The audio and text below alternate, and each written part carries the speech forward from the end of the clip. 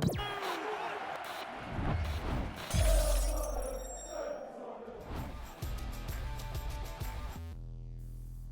up guys, we are Tottenham TV here, back with another video for you guys. We got Watford on the weekend, Saturday at 12:30, kicking off at Vicarage Road, and you know, you wouldn't expect it, but we actually travel to probably the most informed team in the Premier League, probably barring Liverpool.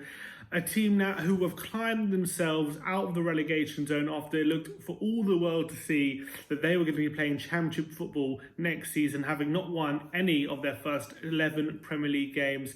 They've already been through 2 managers this season. They're on their 3rd manager. Nigel Pearson has come into the helm, but ever since he has come in, it took him a couple of games, but they are now really on an upward surge. They sit 17th in the league. They have won 4 of their last 5 games. And this isn't going to be an easy game for Tottenham. Maybe a few weeks ago, you might have argued that Watford, who were currently in the midst of relegation battle, might have been easy to turn over. But even when they were going through their awful run under Javi Gracia and Quique Flores, I think Quique Flores was the manager when they came to the Tottenham Hotspur Stadium, they still managed to salvage a draw of that game. Spurs actually needed a late equaliser to get a point, and that could even been ruled out with Dele Alli potentially handling the ball. But we travel to Watford this season. They're going to be full of confidence when we go there on Vicarage Road. The place is going to be bouncing. They're in full Leicester 14-15 mode when he took Leicester on a remarkable run, getting them out of the relegation zone, and everyone knows what happened the following season. So Watford, probably get your bets in because you could be winning the league next season. But they not only are they in really good form, they've got some of the most informed players in the league at the moment. They've got Troy Deeney, who scored 4 goals in his last 5 Premier League games, and he is a big unit up front. He's finally come into form this season, and I think our defenders, one thing I don't like is playing against physicality, and hopefully Davinson Sanchez and Toby Alderweireld are going to be able to cope, but he is a defender who bloodies the noses of he's a striker who bloodies the noses of the defenders, doesn't take no crap from anyone. He won't be bullied, and he's going to be one we're really going to have to look out for, because if he gets going in the game, he can be a real threat. And he scored the winner last year against us from a free kick, and he has really come into form for Watford ever since Nigel Pearson's come in. So he's going to be one that worries me a bit. And also Davinson Sanchez has a bit of a tendency to be a bit bullied against these kind of physical strikers. Although he's a big, strong lad, when he comes up against a striker who's stronger than him, he can be bullied. And it's happened before. So he's going to have a watchful eye on him. Hopefully Tanganga, him coming in, if he starts this game, he could help with that.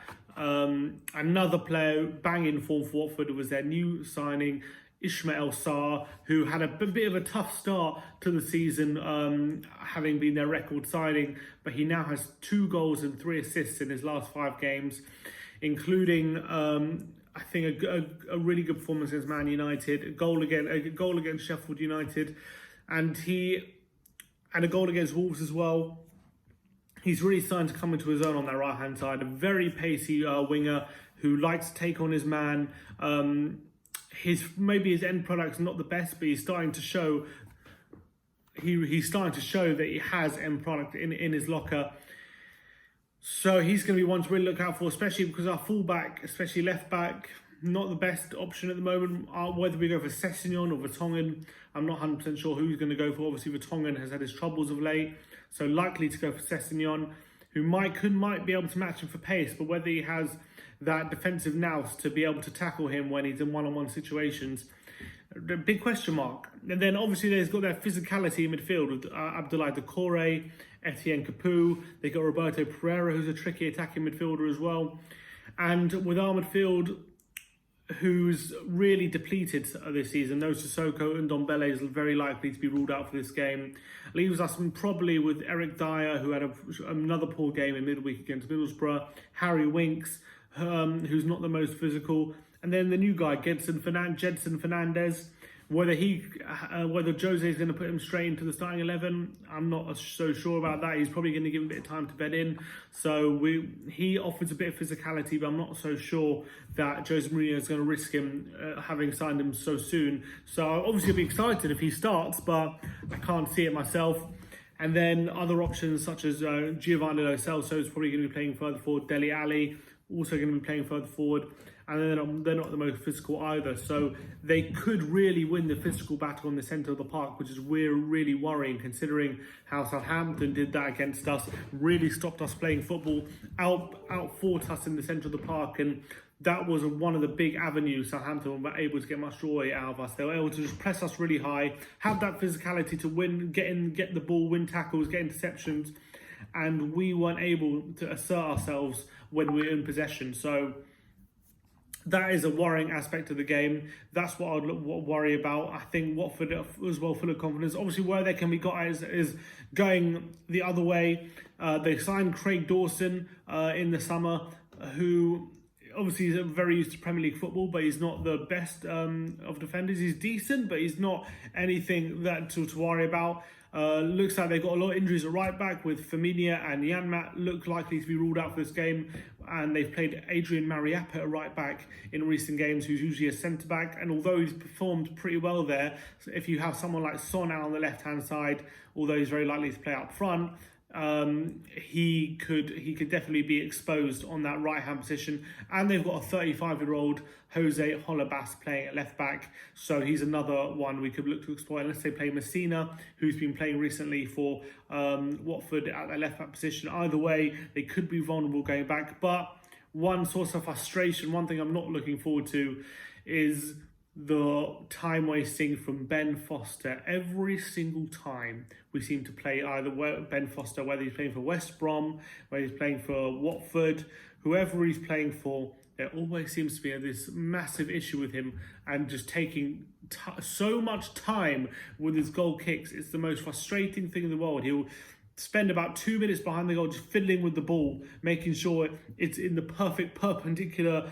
angle for him to strike it until he takes his goal kick. It is so frustrating, and he always seems to have an absolute blinder whenever he plays against us.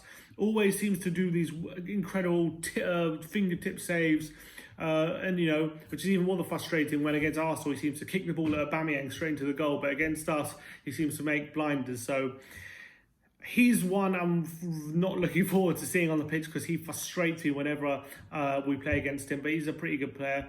In terms of Spurs, it obviously remains to be seen how we line up. Jose said in his press conference before the Middlesbrough game that if you saw how we set up against West Ham, that's how he likes to play, and that's how he's going to be lining up, how he's going to look to line up. So expect to see 3 centre-backs in play and a full-back, but it remains to be seen how we're going to line up this game. With Watford full of confidence, I'm not confident of going away to Watford and getting the win, but hopefully we can take the win that we got against Middlesbrough and build on that. Hopefully we can build on the good performances like Lo Celso and Lamela had in that game, and that can build their confidence. Hopefully we see a few minutes of Jedson Fernandez as well. Hopefully he gets involved, and we can see a bit of the new signing in centre mid, because we really are lacking central midfielders. But it's a tough one to call. I'm not that confident in a win, but I'm going to go for 2-2. I think it's going to be a draw. I do really think that's going to be the result, because I think Watford are really full of confidence at the moment. The place, Vicarage Road, once that place gets going, it really does bounce, and I expect the players to feed off the energy. One player I didn't even mention as well, Gerard Deulofeu, a really tricky player, winger who's now been converted to a striker, really coming to his own in the past so 6 months or so. At the back end of last season and this season, he's playing very well, so he's another one to look out for. But I'm going to go for 2-2. I don't expect Spurs to keep a clean sheet, but I think we should have enough going forward to kind of breach their defence. But if we are struggling in the game, it's going to be hard to overcome their physicality, because I expect Watford to be stronger than us. It's all about the technical ability. I expect Spurs to have the better of in this game. Hopefully we get the ball on the floor, or we're able to get our passing moves together, and hopefully the attacking players Son, Lucas, Dele Alli can link up well, and hopefully we see a start for Giovanni Lo Celso in this game, and maybe even Eric Lamela as well. Let us know in the comments below how you think the game is going to go. Let us know if you're confident of getting a result at Vicarage Road. Like, subscribe and comment below, and as always, come on.